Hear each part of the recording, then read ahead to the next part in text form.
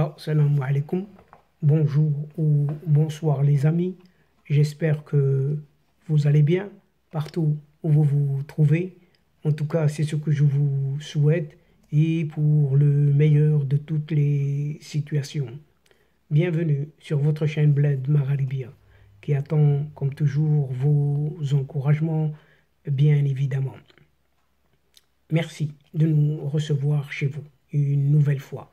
Mais abonnez-vous et faites abonner vos connaissances pour y être informés des dernières nouveautés de votre chaîne. Cette séquence vidéo vous revient pour se pencher à nouveau sur le Sahara marocain où une certaine sérénité est affichée clairement à Rabat avant un certain briefing de cet envoyé personnel du secrétaire général au Conseil de sécurité de l'Organisation des Nations Unies.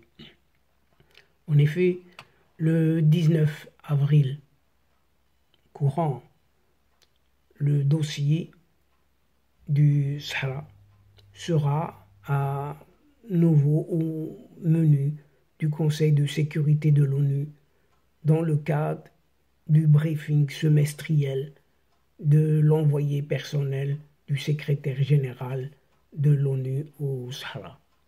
Alors que du côté de l'ambassade du Maroc en Afrique du Sud, il déconstruit totalement les thèses de Pretoria sur ce même Sahara.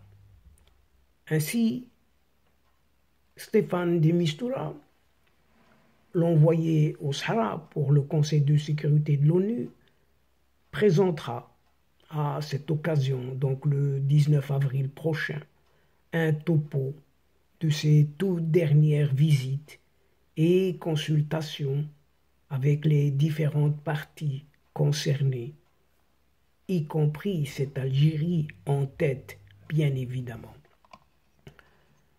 Cet examen d'étape intervient dans un contexte régional et mondial favorable au Maroc, selon en tout cas ce qu'on dit l'Ahdath al-Maghribiya, dont est tiré l'essentiel de cette séquence à partir de sa revue de presse.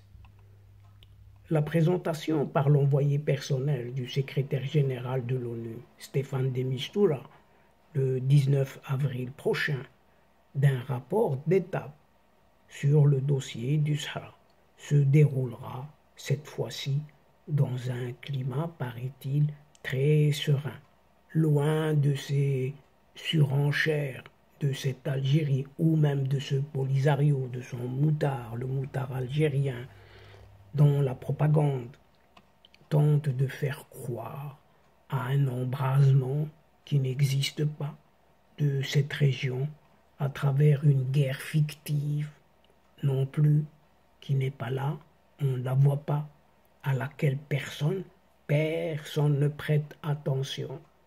Et dans son édition de ce mercredi 5 avril, le quotidien arabophone Al-Ahdath ajoute aussi que l'ambassadeur permanent du Maroc à l'ONU, cette fois-ci il s'agit de Omar Hillel, a déclaré vendredi dernier devant les membres de la 4e commission de l'Assemblée générale de l'ONU que le plan marocain d'autonomie au Sahara est devenu incontournable en tant que seule solution politique crédible à ce conflit factice.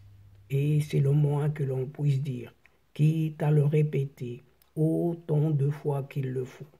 En effet, l'initiative marocaine ne cesse d'engranger des soutiens de plus en plus au niveau de cette communauté internationale. Plus de 90 pays au sein de l'ONU ont clairement exprimé leur soutien au plan marocain, qui est d'ailleurs conforme à la position du Conseil de sécurité régulièrement rappelé dans toutes les résolutions qu'il a votées depuis 2007 déjà. Omar Hillel a également ajouté qu'en plus du soutien au plan marocain d'autonomie, de nombreux pays ont ouvertement reconnu la marocanité du Sahara et 27 d'entre eux ont ouvert des consulats dans les deux grandes villes du Sahara marocain, Laayoune et Dakhla, et d'autres pays sont en passe de leur emboîter le pas. Quant au rapport d'étape de Stéphane de Mistura, l'Ahdath précise que l'envoyé du secrétaire général de l'ONU au Sahara informera les 15 membres du Conseil de sécurité des résultats de ces différentes visites dans la région, ainsi que ses consultations séparées avec toutes les parties concernées. De même, le chef de la MINURSO, Alexander Ivanko, présentera aussi un rapport relatif à la situation, cette fois-ci sur le terrain, et ne manquera pas de soulever les récentes obstructions de ce Polisario aux missions d'inspection de la MINURSO. L'Ahdath rapporte aussi que la présidence par la Russie du Conseil de sécurité durant le mois d'avril a focalisé l'attention de plusieurs membres du fait de son conflit avec l'Ukraine. C'est ce qui a fait dire aux représentants américains sous une boutade à l'ONU que cette présidence russe du Conseil de sécurité ressemble à un poisson d'avril. Alors que du côté de l'ambassadeur du Maroc en Afrique du Sud, un certain Youssef Amrani a fermement réfuté les fausses allégations sud-africaines sur la question du Sahara marocain, exprimées récemment par le vice-ministre des Affaires étrangères, un certain Alvin Boutès, dans une tribune consacrée à la question du Sahara marocain et qui avait été publiée dans le magazine de son parti, du Congrès national africain, ANC Today. Et dans sa réponse à ces accusations dérogatoires, infondées et déplacées, le diplomate marocain déconstruit pièce par pièce cette rhétorique sud-africaine sur la question du Sahara marocain et rectifie les idées fausses, les allégations fallacieuses et les manquements intellectuels d'une certaine vision idéologiquement biaisée et étriquée. D'ailleurs, cet alignement aveugle sur les thèses algériennes, on s'en doute tout de même, pose des questions légitimes sur sa finalité et son utilité, trahissant l'essence même de l'ambition, la vision et l'idéal de la construction d'un continent africain, paraît-il, fort et unifié. L'ambassadeur marocain a en effet rappelé l'engagement historique du Maroc en faveur de la lutte contre toute colonisation et l'apartheid surtout, qui a été instrumental dans la mise en place du mouvement de libération en cette même Afrique du Sud. Renier cette vérité historique, admise par feu Nelson Mandela lui-même, est une insulte au sacrifice du peuple marocain dans sa lutte contre le colonialisme et passe sous silence son soutien et sa solidarité indéfectible et son appui volontaire au peuple africain dans leur globalité, frères, pour réaliser ce même objectif, a dit l'ambassadeur du Maroc, Youssef Amrani. Pointant du doigt les contradictions dans la position sud-africaine, Youssef Amrani, s'est interrogé sur comment cette Afrique du Sud, qui avait, lors de son mandat au Conseil de sécurité en 2007 déjà, voté en faveur de la résolution sur la question du Sahara marocain, consacrant la prééminence de l'initiative d'autonomie et du processus politique. Peut-elle encore promouvoir des thèses complètement dépassées et abandonnées depuis plus de 20 ans déjà? S'obstiner, tout simplement s'obstiner, sans aucun sens de cohérence ni de raison, à considérer le référendum comme la panacée de la résolution de la question du Sahara marocain, ne fait que maintenir vivant un certain concept complètement obsolète d'un certain passé révolu qui a été clairement abandonné et enterré par les Nations Unies et la communauté internationale, a ajouté l'ambassadeur marocain en Afrique du Sud. Revenons sur ces sémantiques injustifiées et infondées concernant la question des droits de l'homme. L'ambassadeur du Maroc a expliqué clairement, de façon intransigeante, que le Maroc n'a rien à cacher et n'a ni complexe ni tabou, encore moins de leçons à recevoir. En effet, le Maroc, une nation millénaire dont l'ADN est marqué par les idéaux de paix, de tolérance et d'ouverture, a consacré de façon irréversible les principes des droits humains dans leur universalité dans la constitution du royaume marocain. La participation massive des populations des provinces du Sud aux élections législatives et locales de septembre 2021 en est une preuve, car elle traduit sans équivoque leur pleine adhésion au processus de construction démocratique du royaume du Maroc. Dans sa lettre, l'ambassadeur du royaume du Maroc a regretté que l'article fasse sienne les assertions mensongères faites à propos de la soi-disant activiste dénommée Sultana Khayana, allant même jusqu'à dévier du sujet principal pour simplement diffuser la propagande du Polisario, le moutard créé par cette Algérie. À ce sujet, Youssef Amrani a rappelé qu'après que les intentions, mensonges et méthodes malhonnêtes de cette personne, cette Khayana, avaient été dévoilées au grand jour, plusieurs responsables et organes de l'ONU ont consciemment pris leur distance par rapport à ces tromperies et ces allégations insidieuses. De même, cet ambassadeur du Maroc a réfuté, chiffres à l'appui, les allégations selon lesquelles le Maroc exploiterait les ressources de la région du Sahara.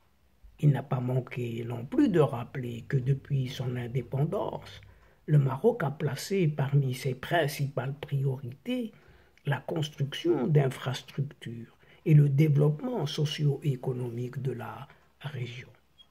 Cette remarquable dynamique de développement humain et inclusif a été renforcée par l'adoption, il y a 8 ans, du modèle de développement dédié aux provinces du Sud, conçu avec la participation pleine et entière de la population locale dans toutes les phases de sa planification et de sa mise en œuvre. Les résultats de cette vision ont aujourd'hui atteint 80%, vous entendez bien, 80% de réalisation du budget alloué qui s'élève à plus de 7 milliards et demi de dollars, alors que les principaux indicateurs socio-économiques montrent de meilleures performances dans les provinces du Sud que dans le reste du royaume marocain, notamment en termes de PIB, de ce produit intérieur brut par habitant, la richesse par habitant, qui est supérieure de 50% à la moyenne nationale, ou en termes de taux de pauvreté, 3 fois inférieur à la moyenne nationale, a fait constater Youssef Amrani, dénonçant sans équivoque l'instrumentalisation à des fins politiques de la question des droits de l'homme. L'ambassadeur Youssef Amrani a interpellé le vice-ministre quant à l'aveuglement et au silence coupable de Pretoria sur la situation humanitaire désastreuse dans les camps de Tindouf en Algérie, comme c'est fait en exprès, tout simplement. Oui, c'est en exprès, c'est même prémédité. Et comment? Comment est-il possible que Tindouf soit le seul camp de réfugiés au monde où le HCR, le fameux HCR, le Haut Commissariat aux réfugiés des Nations Unies, n'est pas autorisé à faire son travail? Et là, c'est aussi une question. Comment est-il acceptable que cette Algérie ait sous-traité la protection des droits de l'homme sur son propre territoire à un groupe séparatiste armé? S'est interrogé cet ambassadeur marocain. Encore une question. Cette dévolution de facto des responsabilités de l'Algérie au Polisario sur son territoire a placé des populations des camps dans une situation de précarité indéniable, d'abandon et d'insécurité, les privant de l'accès aux institutions de recours judiciaire en violation totale des conventions et autres traités internationaux pourtant signés par cette Algérie. Il ne peut y avoir de délégation de souveraineté et donc de responsabilité par un État et une milice armée, séparatiste, pour ne pas dire terroriste, sur son territoire, a précisé à ce sujet Youssef Amrani. Pour le peuple marocain, la question du Sahara est plus qu'un point à l'ordre du jour du Conseil de sécurité, a expliqué l'ambassadeur marocain. Il s'agit là de redresser un tort historique contre le Maroc dans la réalisation de son intégrité territoriale. C'est une question intimement liée à la souveraineté de la nation marocaine, a-t-il précisé. Le plan marocain d'autonomie est non seulement reconnu par le Conseil de sécurité de l'ONU et les grandes puissances comme crédible, sérieux et réaliste, mais aussi comme le déclencheur du processus politique mené par l'ONU, que nous cherchons tous à soutenir, a-t-il ajouté l'ambassadeur marocain en Afrique du Sud. Et dans le contexte géopolitique complexe actuel, le plan d'autonomie s'impose véritablement comme un témoignage de l'ouverture du Maroc à une solution constructive et pragmatique, sans nuire à l'intégrité territoriale du Royaume du Maroc. C'est la preuve, s'il en était besoin, de l'engagement sincère du Royaume marocain en faveur d'une paix, d'une homogénéité, d'une intégration et d'une prospérité durable dans la région et dans l'ensemble du continent africain. Et donc, chers amis, mesdames et messieurs, c'est sur ce Sahara marocain où règne une sérénité bien affichée avant un certain briefing de l'envoyé personnel du secrétaire général de l'ONU que prend fin cette séquence tout en prenant congé de vous, mais nous espérons vous retrouver très très bientôt avec un immense plaisir et comme il se doit, bien sûr. Merci pour votre participation, de nous suivre jusqu'au bout. Mais n'oubliez pas de nous aider mutuellement en vous abonnant, faire abonner vos connaissances, vos alentours, là où vous êtes tout simplement, afin d'être informés en masse, d'être informé très très rapidement. Mais n'oubliez pas non plus de partager les séquences vidéo de votre chaîne. Et pour cela, un simple clic sur votre téléphone. Cherchez quelques adresses dans votre agenda et envoyez-les. Un tout petit clic et le tour est joué. Quant à moi, le moment est arrivé pour vous dire au revoir les amis. Al-Asdiqa, salam alaikum wa rahmatullah wa barakatuh. À la prochaine fois et à bientôt. إلى اللقاء في حصة أخرى إن شاء الله. مع السلامة.